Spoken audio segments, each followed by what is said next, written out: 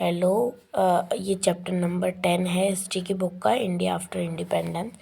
ये इसका पार्ट 4 है। ठीक है, हमने पार्ट 3 अभी देख लिया है। पार्ट 2 इसमें भी हमने बहुत सारा चैप्टर हमने कवर अप कर लिया था। अब ये पार्ट 4 है। ठीक है, तो let's start.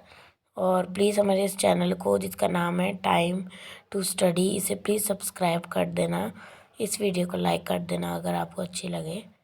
Let's start, sorry let's continue. देखो, हमने ये स्टेट वगैरह यहाँ तक पूरा पढ़ लिया था।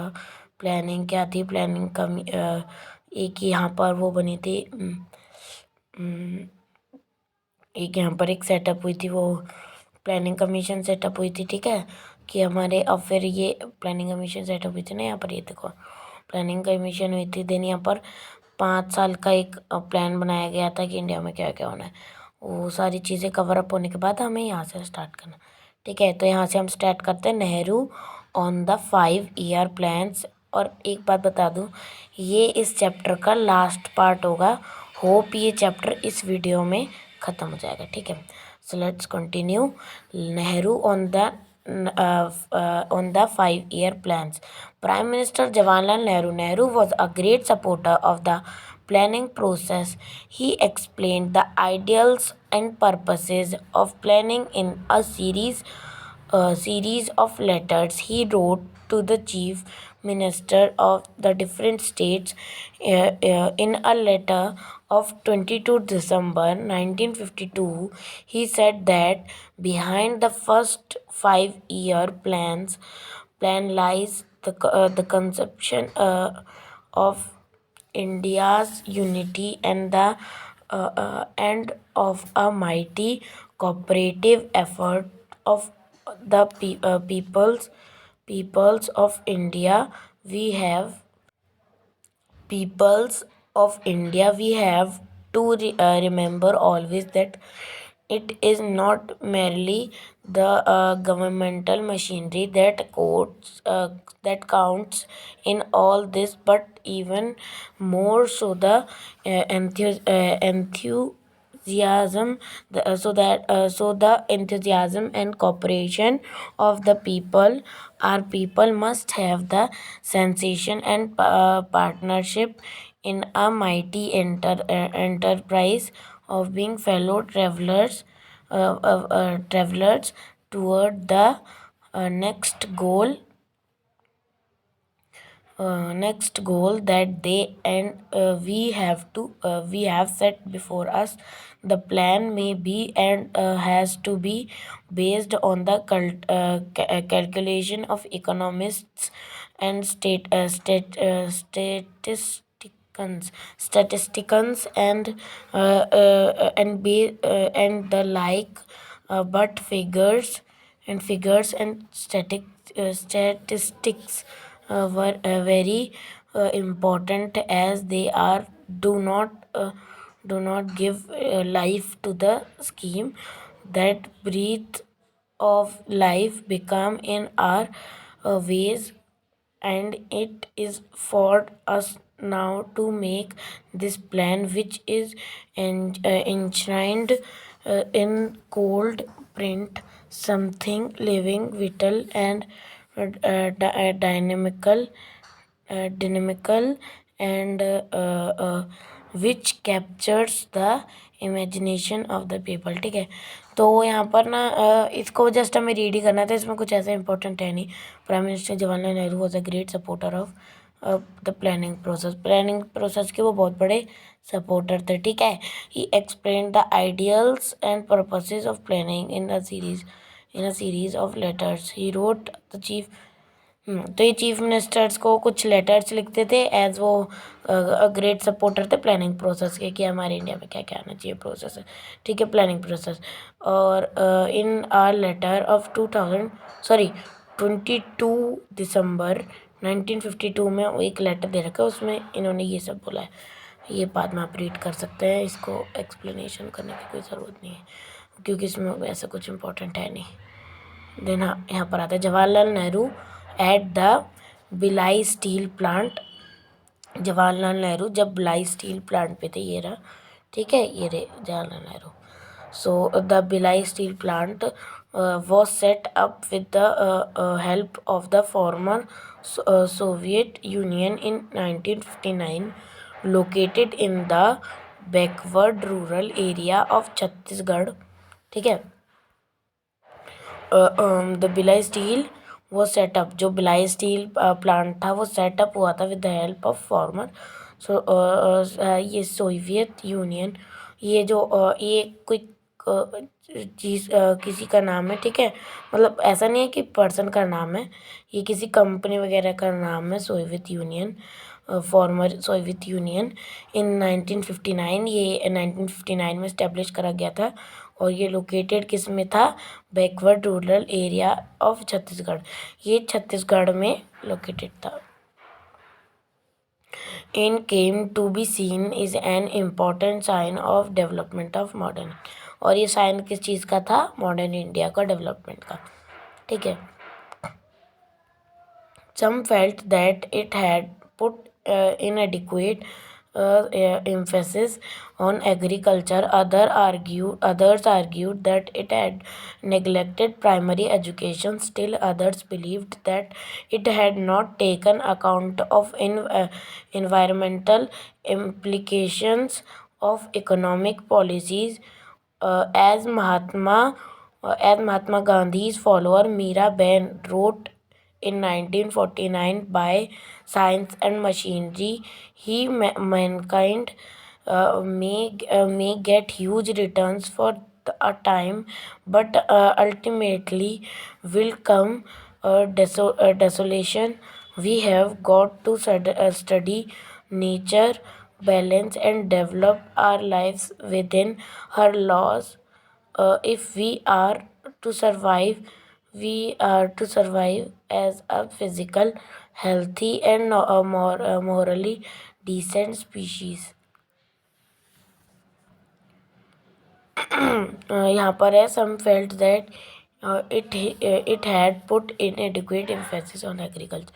ये भी कुछ नहीं है, बस ऐसी बातें हैं. ठीक है, जो इम्पोर्टेंट होगा मैं समझाते चलूँ. यहाँ पर देख लो, Jawaharlal Nehru and Krishna Menon arriving at the United Nations. ये जो जवाहरलाल नेहरू हैं और जो कृष्णा मीनन है वो कहाँ पर मिले? यूनाइटेड नेशंस में मिले. एंड देन एक सेकेंड, यूनाइटेड नेशंस में मिले. Krishnan Menon led the Indian delegation to the UN between 1952 and 1962 and argued for a policy of non alignment. ठीक है, तो यहाँ पर क्या हुआ ना कि ना कृष्ण मेनन है ना, उसने ना कुछ Indian delegation to the UN between 1952 and 1962 argued for a policy of non-alignment. ठीक है. Then India gained freedom soon after the freedom जल्दी से then यहाँ पर है gain freedom soon after the devastations of Second World War. At that time, a new international body, the United Nation, formed. हाँ देखो, यहाँ पर ना इंडिया को जल्दी वर्ल्ड वॉर के बाद ही हमें इंडिपेंडेंस मिल गई थी. ठीक है, आई थिंक वर्ल्ड वॉर 1940 ऐसी कुछ में या फिर 42 ऐसी में कुछ ख़त्म हुई थी. तो 1942, तो उसी के कुछ साल बाद हमें इंडिपेंडेंस मिल गई. ठीक है, फिर at that time a new international body, एक न्यू इंटरनेशनल बॉडी आई, वो है यूनाइटेड स्टेट्स. ठीक है, sorry United nation, not states. USA तो पहले ही था. यूनाइटेड नेशन आई. ठीक है, देन फॉर्म्ड इन 1945. ये ईयर याद रखना, कब फॉर्म हुई थी ये? 1945 में हुई थी. ठीक है, was in its infancy.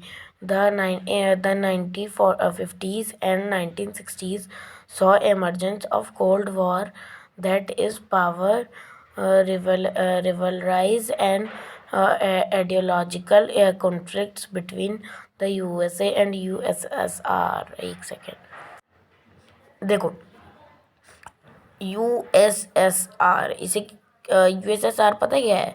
USSR Russia को कहते हैं, ठीक है। उस टाइम पे रशिया थी, यूएसएसआर नहीं थी, ठीक है। उसका नाम था यूएसएसआर, देन उसका नाम रशिया रखा गया। तो यहाँ पर ना कुछ कोल्ड वॉर के बारे में बता रखा है, एंड द आइडियोलॉजिकल, इनके बीच में कुछ कॉन्फ्लिक्ट चल रही थी, किस किस के बीच में? यूएसएसआर और हमारी अमेरिका के बीच में, ठीक है। Then with both countries creating military alliance, ये बोथ दोनों जो कंट्री थी वो मिलिट्री अलायंसेस बना रही थी, मतलब आर्मी का अलायंस, ठीक है। This was also the period when colonial empires were collapsing and many countries were attaining independence.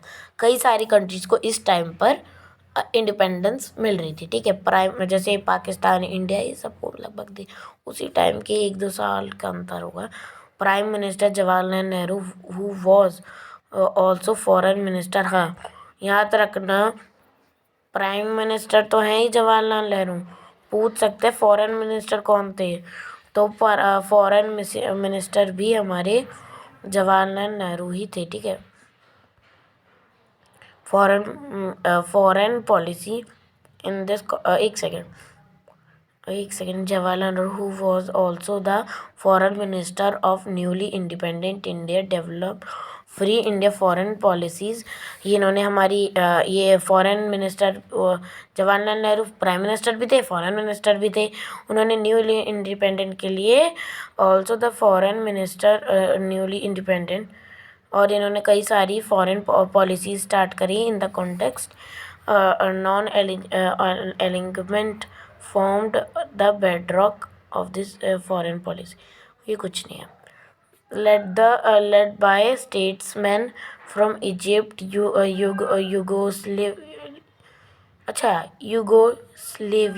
यूगोस्लेविया and then Indonesia, Ghana and India, the non-aligned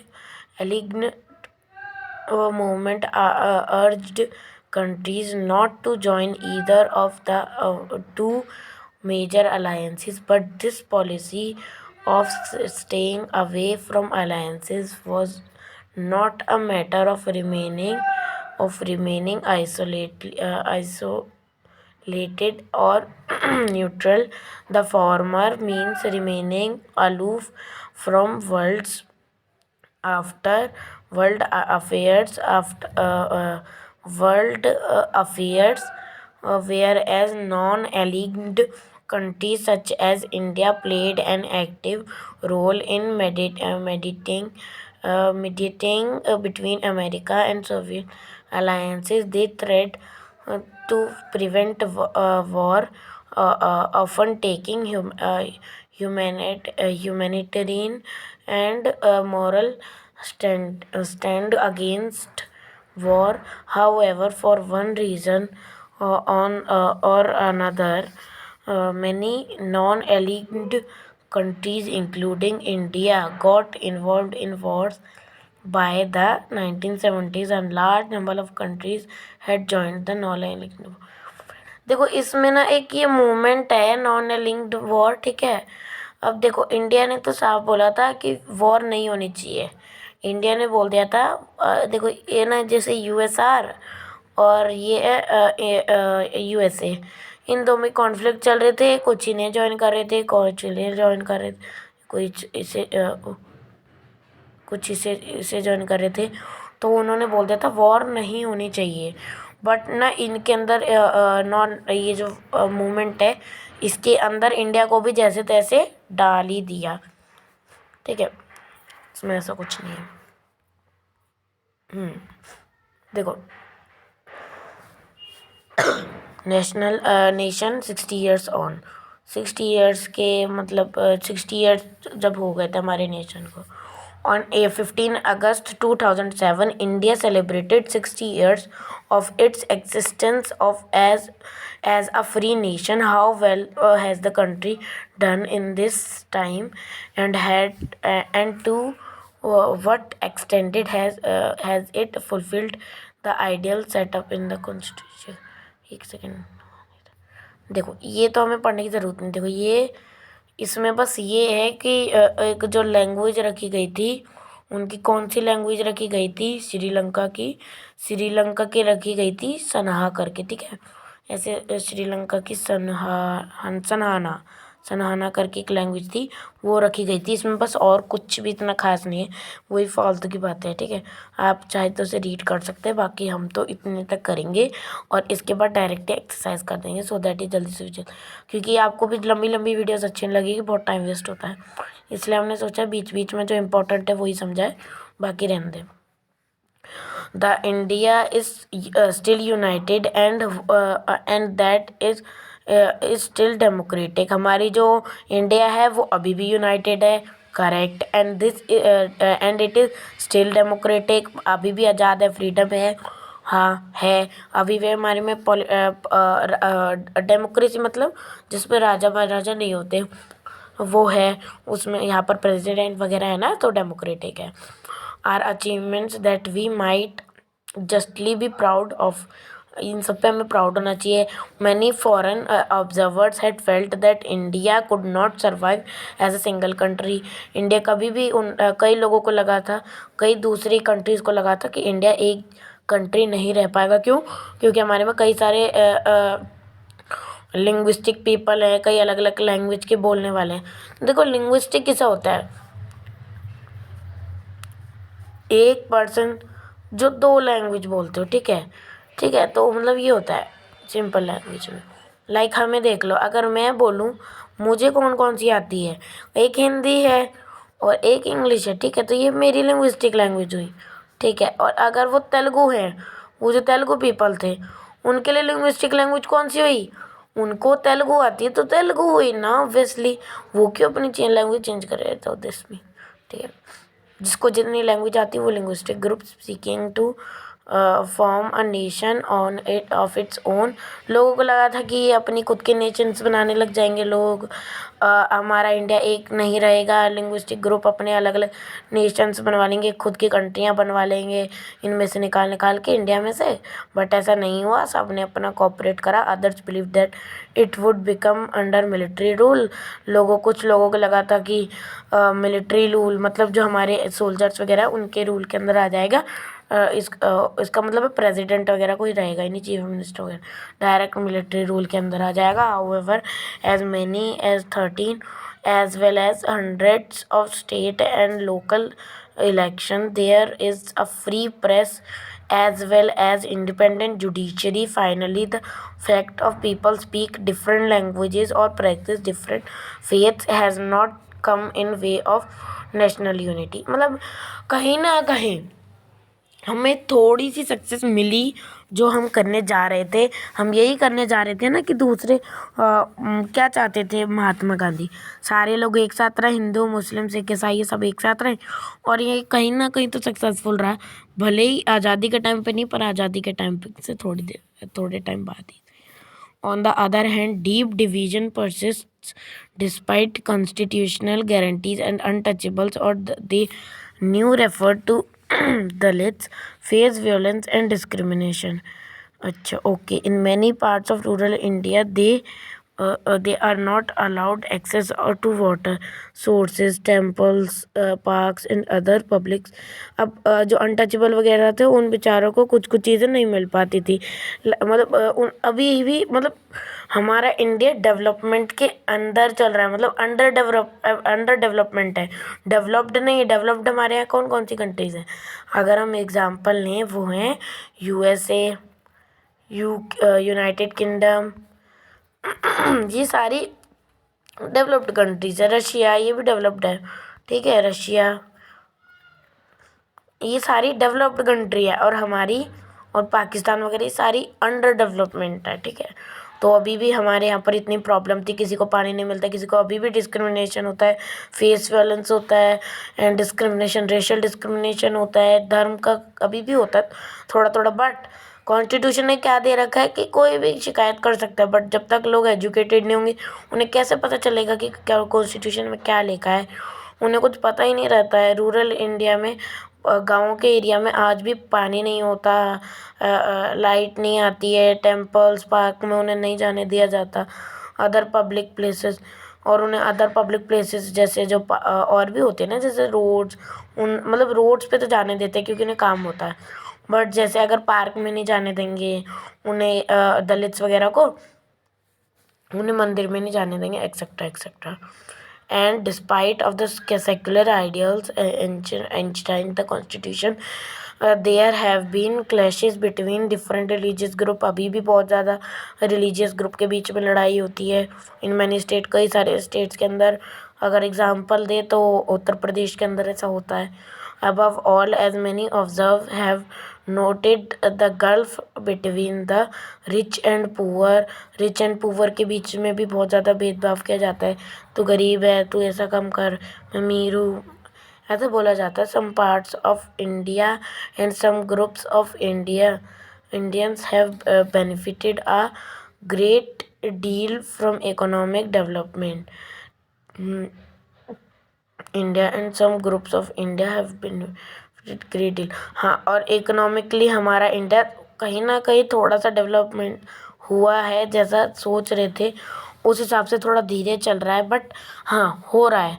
नहीं तो कितनी पुवर्टी थी, आज ऐसा नहीं कि स्लम्स नहीं है, झोपड़पट्टियाँ नहीं है, लोग अभी भी गरीब हैं, बहुत ज़्यादा लोग गरीब है। आज भी लोग फार्मिंग पे हमारे इंडिया में डिपेंड है, बट शायद आने वाले 100 ईयर्स या फिर 200 ईयर्स में ये कह सकते हैं कि इंडिया जो है वो डेवलप्ड कंट्रीज़ में आ सकता है। ठीक है, तो फिर यहाँ पर जो कई सारे लोगों को बहुत ज़्यादा बेनिफिट भी हुआ। जो इंडियन लोग थे उन्हें बहुत ज़्यादा, इंडिया की गवर्नमेंट को बेनिफिट हुआ, इंडियन के जो लोग हैं वहाँ पर जो पब्लिक है उन्हें भी बेनिफिट हुआ। बहुत बहुत सारे बिजनेसमैन्स बने इंडिया में, ऐसे नहीं है। They live in large houses, कुछ लोग बहुत बड़े बड़े हाउसेज में रहते हैं। And dine in expensive restaurants, और खाना भी खाते हैं तो बड़े बड़े रेस्टोरेंट्स में खाएंगे। सेंड देयर चिल्ड्रन, जो उनके बच्चे होते हैं वो बड़े बड़े प्राइवेट स्कूल्स में, महंगे महंगे स्कूल्स में पढ़ते हैं। And take expensive foreign trips, और बहुत दूर, मतलब जैसे हवाई, एंड देन दूर दूर जाएंगे बाहर की फॉरेन कंट्रीज़ में, जो अमीर लोग होते हैं वो। और एट द सेम टाइम उसी जगह पर, मतलब उसी टाइम पर जो other continue to live below, और कई सारे लोग हैं जो बिलो पॉवर्टी लाइन के भी नीचे, मतलब जो भुखमरी, फैशन, इन मतलब बहुत बुरी हालात में रहते हैं, और बिल्कुल ही उनके पास एक वक्त की रोटी खाने के लिए पैसे नहीं होते, ऐसे लोग भी रहते हैं। हाउस्ड इन अर्बन स्लम्स, और जिनका घर भी स्लम्स मतलब झोपड़पट्टियों में होता है। अर्बन मतलब हमारा जो सिटी एरिया में होता है, सिटी एरिया में भी आप कई सारी जगह पर देख सकते हैं स्लम्स। ऐसे ये जो स्लम्स बने हैं ना, ऐसे झोपड़पट्टी कई सारी होती है। और ये है ये भी अभी देख लेते हैं, पहले कंटिन्यू करते हैं। हाँ, अर्बन स्लम्स और living in a remote villages on land and that yield little, they cannot afford or send their children to school. वो बेचारे अभी भी इतने गरीब हैं जो अभी भी स्लम्स में रह रहे हैं, विलेजेस में रह रहे हैं, और जो अपने बच्चों को अपनी स्कूल नहीं भेज सकते किसी भी, तो वो अभी भी बहुत गरीब है, लोग पॉवर्टी लाइन के नीचे है। ठीक है, the constitution recognise equality before the law, but it in real life some Indians are more equal than others, judged by standards in it set itself at independence. The Republic of India has not been great success, but it has not been failure either. इनमें से कोई भी नहीं हुआ है, ज़्यादा success भी नहीं हुई और ज़्यादा हमारा फेलर भी नहीं था। Dharavi in Bombay is one of the world's largest slum, और ये high rise building in the background, notice the higher. देखो, ये देखो इतना बड़ा, ये पता नहीं 6.6 ऐसे कुछ किलोमीटर दूर का है ये एरिया। ये इतना बड़ा एरिया स्लम्स का है, और वहीं इसके पीछे की तरफ देखो, वहाँ की तरफ देखो कितनी बड़ी बड़ी बिल्डिंग्स है। मतलब इतने गरीब, इतने सारे गरीब लोग रहते हैं, और ऐसा नहीं अमीर नहीं है। वो देखो, वो सारी बिल्डिंग्स देखो पीछे की तरफ है ना, देख लो यहाँ पर खुद ही देखो, ये देखो ये सारे स्लम्स है, ये होते हैं झोपड़पट्टी हैं, ये सारी झोपड़पट्टियाँ। और ये जितने भी दिख रहे हैं ऊपर या पीछे की तरफ, ये सारे हमारे बड़ी बड़ी बिल्डिंग्स हैं मुंबई। याद रखना धारावी कहाँ पर है, बॉम्बे के अंदर। One of the world's largest slum, हमारे इंडिया में ये वर्ल्ड्स लार्जेस्ट स्लम में आता है, ठीक है। मतलब जो झोपड़पट्टियों का एरिया होता है ना, वो सबसे बड़ा वन होता है ये। Notice the high rise building in the background, कितनी बड़ी बड़ी बिल्डिंग्स भी हैं। सो हमारी video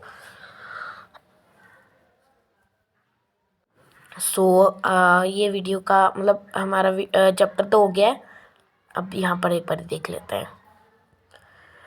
name 3 problem that newly independent India के पास कौन कौन सी प्रॉब्लम्स आई थी। मैंने पहला पेज पे एक सेकेंड में ऐसे बताऊँगा नहीं, आपको सिंपली बता देता हूँ कहाँ पर है। इस वाले पैराग्राफ में आप देख सकते हैं, यहाँ पर रिफ्यूजीज़ की दिक्कत आई थी, प्लस हमारे जो 500 प्रिंसली स्टेट्स थे उनकी दिक्कत आई थी, और पॉलिटिकल सिस्टम की। ठीक है कि हमारे पास इंडिया के पास कोई भी पॉलिटिकल सिस्टम आज था नहीं उस टाइम पर, ठीक है। ठीक है, देन हम देखेंगे यहाँ पर कि यहाँ पर सेकंड क्वेश्चन है, what was the role of planning commission. पर प्लानिंग कमीशन का रोल मैं बता देता हूँ, कौन से पेज पर है प्लानिंग कमीशन। ये रहा, यहाँ पर है, ठीक है। एक बार यहाँ से एक बार आप ढूंढ लेना। ये रहा प्लानिंग कमीशन। डिज़ाइन करना चाहती थी स्टेट और मतलब गवर्नमेंट प्लस प्राइवेट लोग एक साथ मिलके इंडिया की डेवलपमेंट, ऐसा था, ठीक है। एक फिर ये, देन हम और नीचे चलते फिल इन द ब्लैंक्स पे आते हैं। यहाँ पर यूनियन लिस्ट में क्या क्या आता था। यूनियन लिस्ट मतलब हमारे जो सेंटर कंट्रोल करता है, तो सेंटर को कंट्रोल करने वाला कौन कौन था। फर्स्ट था हमारा डिफेंस, हमारी इंडिया की डिफेंस, फॉरेन अफेयर्स, देन हमारा डिफेंस हो गया, फॉरेन अफेयर्स हो गया, ये सब तो वो देख ही रहे थे। एंड रेवेन्यू, रेवेन्यू, ठीक है। रेवेन्यू मतलब टैक्स, ठीक है। टैक्स भी उन्हीं के हाथ में था।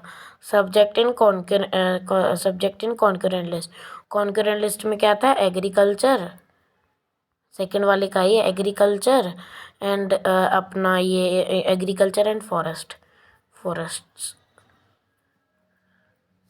ठीक है। ये दो आंसर है इसके।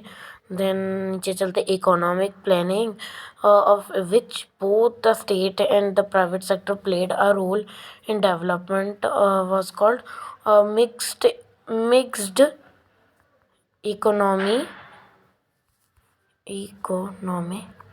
मॉडल, एक मिक्स्ड इकोनॉमी मॉडल था, ठीक है इसका नाम। तो ये सी वाला हो गया। तो death of dash sparked off such violent in Andhra, अच्छा ठीक है। तो ये था हमारी पोटी श्रीरमल्लू, ठीक है। ये श्रीरमल्लू, पोटी श्रीरमल्लू की डेथ के बाद ये, ठीक है। ये हो गया true false. At independence the major, हाँ तो इसका आंसर है फर्स्ट वाले का ट्रू, कि इंडिया के इंडिपेंडेंस के बाद ज़्यादातर लोग विलेजेस में रहते थे, true. The constituent assembly was made up of members of the Congress party, false, वो ऑल ओवर द कंट्री से थे, ठीक है। पहला ट्रू, दूसरा फॉल्स, ठीक है, ट्रू फॉल्स। देन हमारा the first national election only men were allowed, false, सारे अलाउड थे वोट करने के लिए, ठीक है। Then the second 5-year plan focus the development of heavy industries, इसका आंसर है ट्रू, क्योंकि वहाँ पर स्टील इंडस्ट्रीज़ वगैरह का देखा जा रहा था। बाकी ये छोटे से डिस्कशन आप कर लेना, ओके। कैसा लगा वीडियो ज़रूर बताएं, कोई डाउट हो तो ज़रूर मेरे से कमेंट में पूछ सकते हैं आप, मैं पक्का आपको 1 दिन के अंदर अंदर रिप्लाई कर दूँगा। कैसा लगा वीडियो ज़रूर बताएं। अच्छा लगा तो प्लीज़ लाइक कर देना, चैनल को सब्सक्राइब कर देना, बेल आइकन को प्रेस कर देना, सो दैट हमारी सारी नोटिफिकेशन आपके पास आ जाए। Okay bye, thank you for watching.